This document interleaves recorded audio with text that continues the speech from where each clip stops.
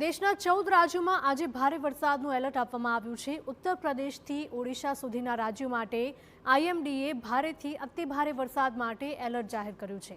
બંગાળની ખાડીમાં સર્જાયેલા લો પ્રેશરને પગલે દેશના અનેક રાજ્યોમાં વરસાદની શક્યતા છે।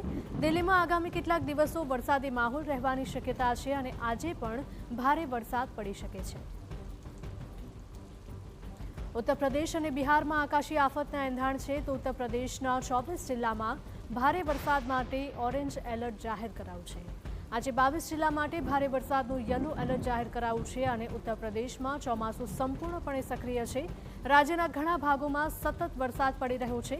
હવામાન વિભાગે આગામી 3 થી 4 દિવસ સુધી રાજ્યમાં સતત વરસાદની આગાહી કરી છે તો રાજ્યના 56 જિલ્લામાં વાવાઝોડા અને વીજળી પડવાની શક્યતા છે।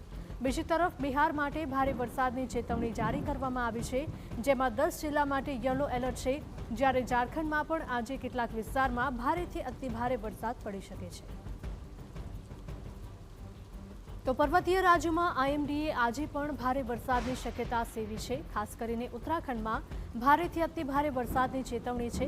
દહેરાદૂન, ચંપાવત, બાગેશ્વર, ઉધમસિંહ નગર અને નૈનીતાલ માટે ઓરેન્જ એલર્ટ આપવામાં આવ્યું છે। પહાડી જિલ્લાઓમાં ભારે વરસાદને કારણે ભૂસ્ખલન, કાટમાળ વહેવા અને નદી અને નાળાના પાણીમાં સ્તરમાં ભયજનક વધારો થવાની સંભાવના છે।